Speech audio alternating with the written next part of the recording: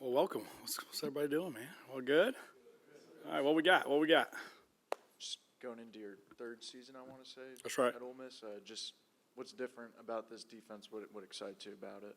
Yeah, obviously the big difference is when you come in year one, everybody's new, right? Regardless whether they were here previously, transfer, high school guys, and obviously you're trying to build a culture on that side of the ball, right? You're putting a different language in, obviously from a football standpoint on that side of the ball. So that first year is kind of a struggle. Obviously you can't do a lot of your package because you got to keep it pretty simple, right? Because you don't have older guys helping you coach. And so year two, obviously coming in, we brought in a lot of new players, right? Had some guys that played the previous year, but now you're looking at guys that have been in the system for 2 years. And so a lot of these mid-semester transfer guys, when they came in, they're sitting beside a guy that already knows what to do.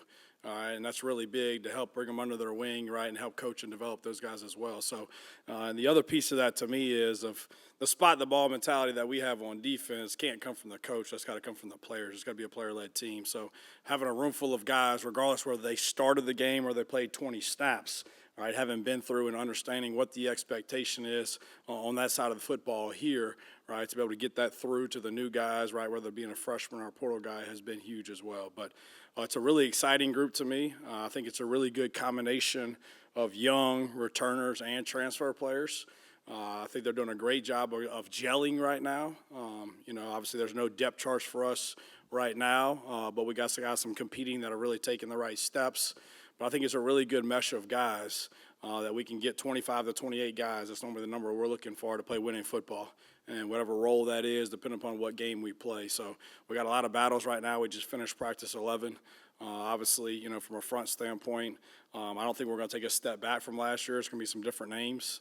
But obviously the big thing on those guys, they've been in the system. And I think we're going to have some guys that y'all know their name already, having big-time recruits. They're going to have big years for us, and I think they've been practicing really well. Go ahead. To that point, what's kind of the biggest challenges or obstacles you got to overcome with this defense, knowing what you lost from last year? Yeah, and I think that's kind of where we're at in college football, to be honest with you. Obviously we had 8 guys move on to fulfill their dreams, 5 of those guys being drafted. But you hope you're getting to a program that's year in and year out, right? Obviously the difference now is you can bring in some older veteran guys that have had experience, right, that now you just got to learn to the system. So the benefit of it right now is we've got all the young guys that I think are going to make the biggest jump this year have been in the system and played last year. Now, it might not have been when the game was on the line, right, and it might not have been the whole package, right? They just came in on base downs or they just came in on third down. It was very situational. But it's really nice to have the guys that have already been in the scheme, the Cam Franklins of the world, right, the Will Eccles of the world, right, all those guys that have been here, right, know the expectation, know what to do, and then seeing, right, them grow in the weight room from a strength and conditioning standpoint. And so I think we're going to be really excited with the guys that have already been here. And then obviously we lost some value all coming off the edge, right, from an elite pass rusher. And so going in and getting those 2 guys, right, whether it's being Prince Will, right, or from LSU, to where really be able to affect the passer like we did last year. I think those guys can really have elite ability to affect the passer on base downs and third down. And I think they give you some flexibility to move them around. So I think that was the big need. We didn't take one interior defensive lineman out of the portal because we felt like we did a good job in the last 2 classes of recruiting interior D linemen that had already been in the system that could play winning football, right? It was just those edges kind of between Womack, right, and Prince Will, right, from the transfer standpoint to give us some more depth at that, be able to move them around. So excited about the front. Pete, you signed an extension today. How'd that kind of come together, and what does it mean to you to get that done? Yeah, I mean, obviously, we came here from a family decision standpoint, so that's one thing when you make the decision, right, you never know what they think about you. So obviously from the chancellor, right, to Keith, to Coach Kiffin, obviously we appreciate that. This is where we want to be. This is why we came here. So I think that's a direct reflection of the players, of the coaching staff. That has nothing to do with me. But obviously when you come here and want to be here, right, the commitment on both sides is awesome to see. So, yeah, definitely grateful and appreciative of that. Jalen Braxton got out there a little bit today. He's been banged up since he got here. Just got him a safety. He was a freshman All-American at Arkansas as a cornerback. Just kind of what led to that, and what kind of a player could he potentially be for y'all? Yeah, so we played him at both spots since he's been here. Obviously he came in, rehabbing an injury. So we started him at free safety in the spring, right, to learn that position because it's a harder spot because he's never played it. And then in the summer he worked at nothing but corner, right? So he's got the versatility to be able to play all 5. And so that's really going to be at a spot based on who we have healthy. But he'll be very versatile. He'll be the move part. There's going to be some games if he's healthy, he's going to be at corner. There's going to be some games if he's healthy, he's at free. He's got an elite skill set. He's got a really high football IQ. So he's just getting back now to where he's healthy. And so it's good to get him out there for a couple snaps because, the only thing we haven't seen him do it live here yet. Obviously, we love what we saw on tape, right, previous to the injury, but we love what he's wired with, right? I think he's really a high football IQ guy, so it gives us a lot of versatility with some length and some speed. So he'll definitely be a move piece for us. Pete, what's the next step for Sontaran Perkins? Yeah, obviously, I love his energy, his attitude, his body language. I think his stature sometimes, right? He's a Linebacker by stature, right? And that was the one thing from the recruitment standpoint of it's like, hey, we're going to get you on the field where we can get you on the field the fastest, right? That might not be, right, exactly what you're playing at the next level. And then we'll have some packages, right, once we get you to that point and you're comfortable at your primary position, right, to be able to move you more around for you than really for us, to be honest with you. All right, so there's going to be some flexibility to moving them around in certain packages, right? We got some 4-3 packages and things like that, right, to move them around and put them in space. But what we do with the Jack, he's going to have film of him being a Linebacker. He's apex, he stacks, right? He comes from multiple different spots. So his versatility on tape to get him drafted to his highest point, right, is still going to be there regardless where we put him at. But he's an elite player where he is, and he's much more heavier-handed than people think he is, right, based on his size. So there's definitely not a hey, we're moving him and from what you've seen and what you're used to, but obviously we've got the flexibility now to move him more than we ever have just because of his understanding of the base primary position, and he's got an elite skill set to be able to do that. So he'll be in multiple spots as well. Pete, you guys obviously have had a lot of success in the portal on your side of the ball. I know you're obviously looking for good players, but is there something else, another characteristic that you're hunting for in the portal that you kind of feel like you found that's enabled guys to come in and sort of ingratiate themselves into the program the way they have? Yeah, I think it's a great question. I think the biggest thing, when most guys aren't playing where they're at, there's a reason. Right, and I think that a lot of times happens in the portal. They were this 5-star recruit, all right, or they were this highly recruited player that didn't pan out. They never played. There's a reason he didn't play, all right, whether he's not athletic enough, whether he's not fast enough, or doesn't have a high enough football IQ, right, to be able to understand the defense. So we don't take guys in the portal that weren't starters from where they're at, number one, right, because obviously if you're not good enough to play for them, you're probably not good enough to play for us regardless of what team you're on. And I think what that comes with is with experience. All right, so obviously they have game experience. They've been in big games. Y'all remember in this meeting last year, the focus was SEC transfers because I felt like when we got to Georgia, the moment was too big. Right, we had took starters. Right, Dejon Anthony was a starter, but he's coming from Liberty. Right, John Saunders was a starter, but he's coming from Miami, Ohio. Nothing against those schools. Right, but that moment, here's a top 10 matchup. Right, Georgia at night. I just felt like that game got to us kind of emotionally, and we didn't play our best. And so that year, obviously, was looking at, hey, SEC first, right, more based on, hey, they've been in that stadium. They're not going to take a picture when they get there, right? They've been in big moments, right? They've been in bowl games, right? They've been in all those things. So that's just the next game when you get there. So obviously, we like to do that first. I think this is the best league in college football. So if they're starting in this league and we can get them, great, right? And then obviously, number one for us, I think the tape evaluation is easy. I think anybody, right? Y'all can watch the tape and, damn, he's a good player. Right, but number one, from a football intelligence standpoint, right, he was in English. He's coming here. It's about to be French. Right, does he have the ability, right, to process it, right, to get on the field and show you the same things that he was doing? Number two is what systems he's in. A lot of systems, right, like go and base around certain characteristics that make good players. Right, and sometimes you move them to a spot, right, and they're not a good player anymore, right, because it's not the same system. So I think we're specifically looking for certain traits, right, obviously when we watch tape, right, but I think that's for high school players. Right, guys that are DB that can run, right, can play the ball in the deep part of the field, can tackle, right. I think when you go from the transfer standpoint, they better be a system fit, number one, on tape, right. Number two, right, they need to be the guy where they're at. But number three, we do a great job in the evaluation process. Is this somebody our players want to be around, right? We put a lot on our players when we bring a guy in on an OV, right, and they're hanging out with them. We get their feedback before we're ever going to take a guy. All right, because they've actually hung out with them right outside of this building, saw some true colors, and say, hey, is this going to be a good teammate and somebody you want to go to war with or not? And so we get a lot of feedback from those guys. But the big part for us is, to me, is football IQ. Everybody can watch the tape, right? And I think a lot of times in recruiting right now, there's some people that love football, and there's some people that love what football could do for them, right? And the paycheck looks good, and the car's good, and the condo's better, right? And I'm going to the country club with the coaches and doing all those things. But at the end of the day, when it gets hard, they don't love football. Right, and they start running from it. So I think that's our biggest thing in the evaluation process. It's not the tape, right? It's really who they are, right? Do they love football, and do they have a high football IQ, or are they going to be a good teammate?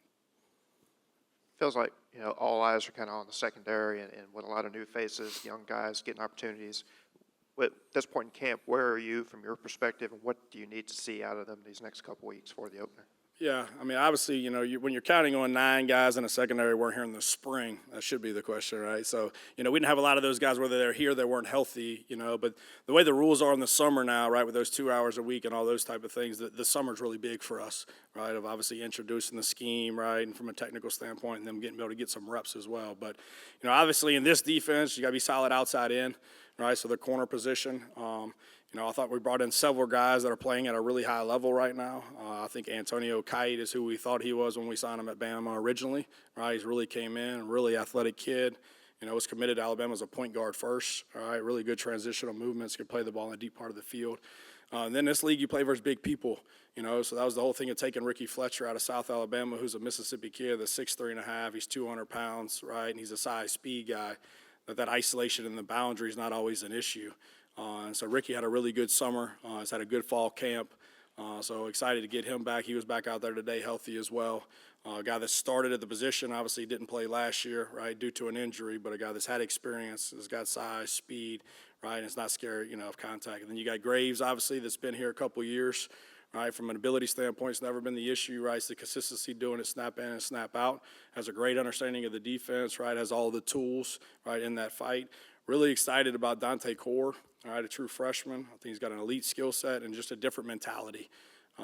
You saw him out there today. He's going against a senior, right? Really good double move, touchdown on him, but he's got amnesia, and it's hard for 18-year-old kids to actually do that. And he goes and spots the ball, and it doesn't affect the next step. But I think he's going to be a really good player in the future. And then we got to get some guys healthy. Said Beavers had a really good spring, right? Was having a really good summer, got banged up. He came back today as well, so it's really good to get back there. He's the fastest kid on our team, all right? So a smaller field corner, right, that has the ability to play man-to-man. But we've got several guys in that room right now that are competing their butt off.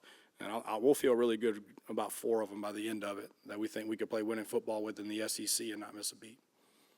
Last year's defensive front was obviously so good. You mentioned the hope expectation this year is to keep that level of play up. If that happens, what does that unlock for the rest of the defense?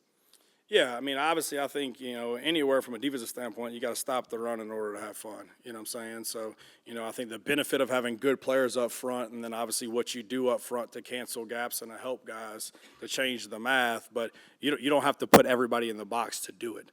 Obviously that's the problem in this league. You can design something to stop it based on numbers, but then now you got a one-on-one matchup you don't like. So I think it's really important in this league. When we first got here, we felt like we got to fix the front.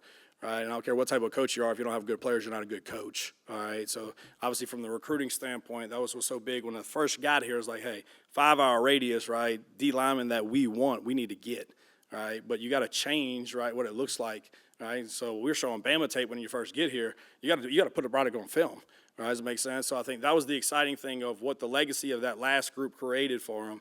What is like, hey, we're going to do it at Ole Miss because they just did it. They just led the SEC, right? I can stay in my state, right, compete in the best conference in college football and still lead the SEC in defense. So obviously those guys did a tremendous job last year, but that was last year. And that was the thing, when we had our first spring meeting, the legacy of that team's over, right, and that defense is over. This defense hasn't done anything yet. The standard's the same, right? Does that make sense? But we got to come to work every day. I think we got enough talent in the room. But we had some tough guys in that room that had a high football IQ and loved to compete and play football.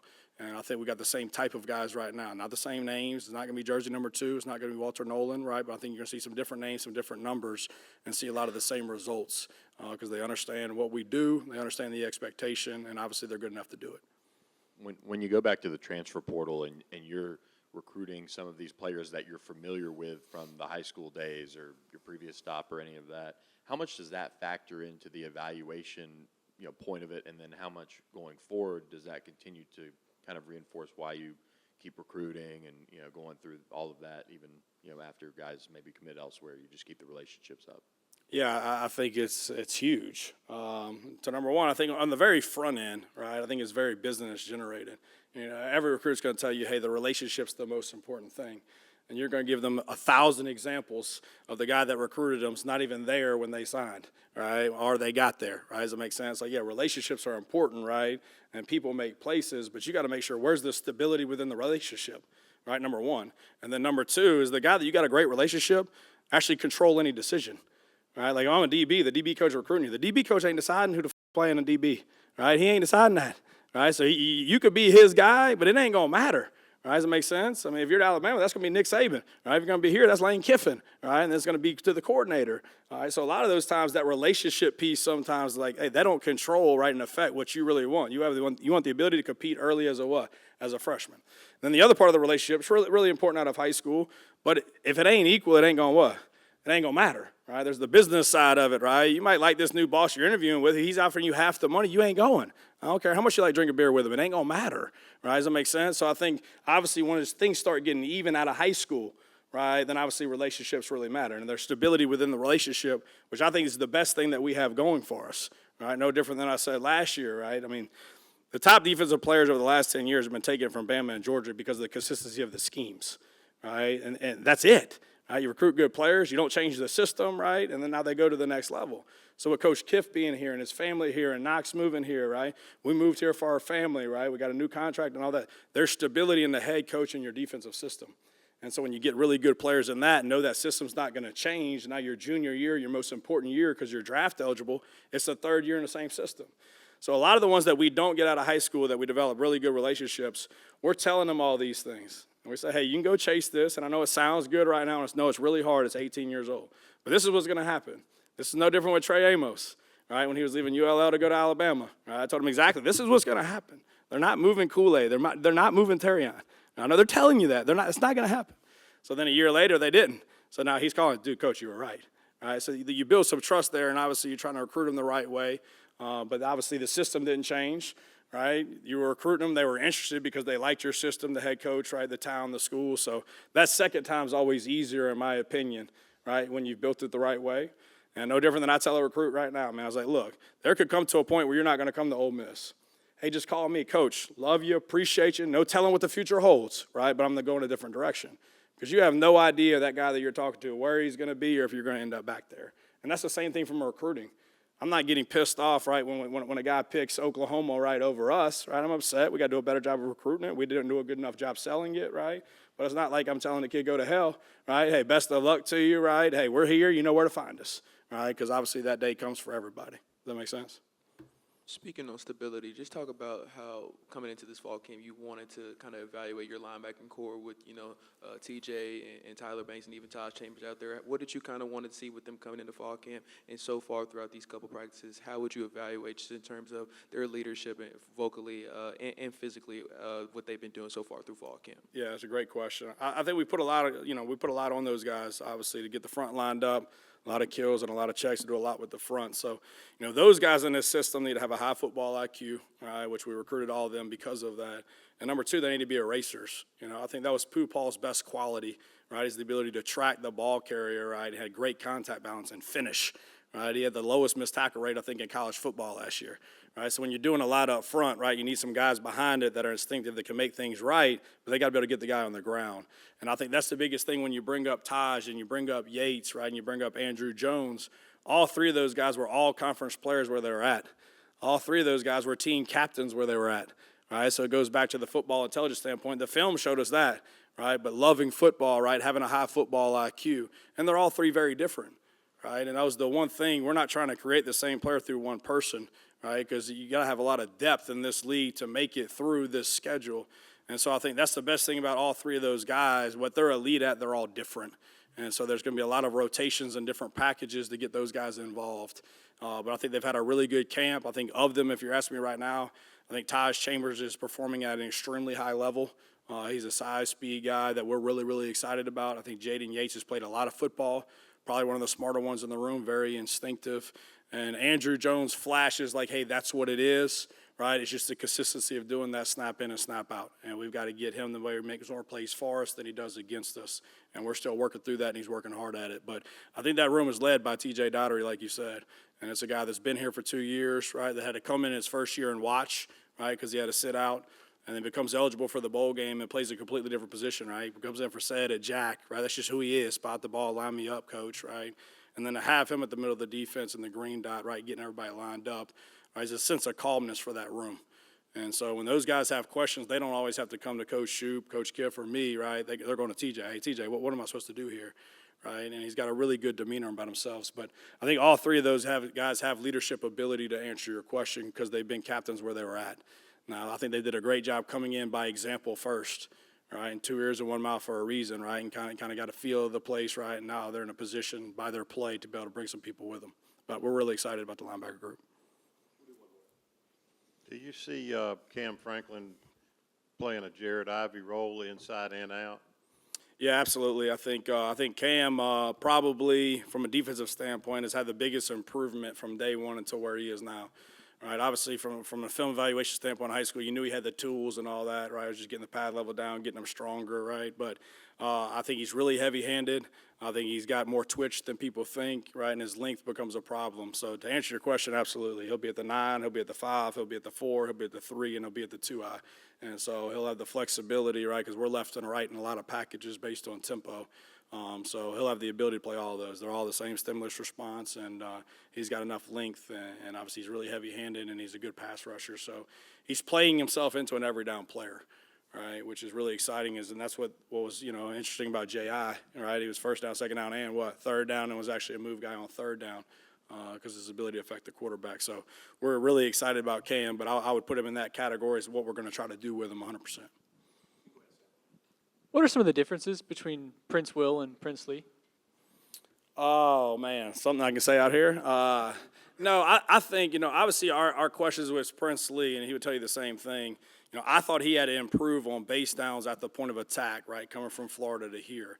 The struggle with that was, right, when he got here, because he was mid-semester, he had shoulder surgery. So we didn't get him for all that spring or that summer to really work on, right, at the point of attack, striking blocks, right, not being a flesh magnet. And so it took to about game 3 or game 4. I think the difference in him right now is at the point of attack, right? Now, obviously, his brother's not hurt, right? So that's a little, unfortunate for Princely. But Prince Will's very heavy-handed. He kind of reminds me, and don't take this the wrong way, and I'm not saying putting this out there, but, he's kind of a combination of Will and Dallas, right? Will was so heavy-handed, right? But Dallas was the guy you wanted to give a two-way go because of the twitch and flipping the hips and having elite pass rush ability. And so there's flashes of those. But, he can line up as a 6 technique on a tight end. You can put him as a 5 technique on a tackle, and he can put his body, my body, somebody in the B gap.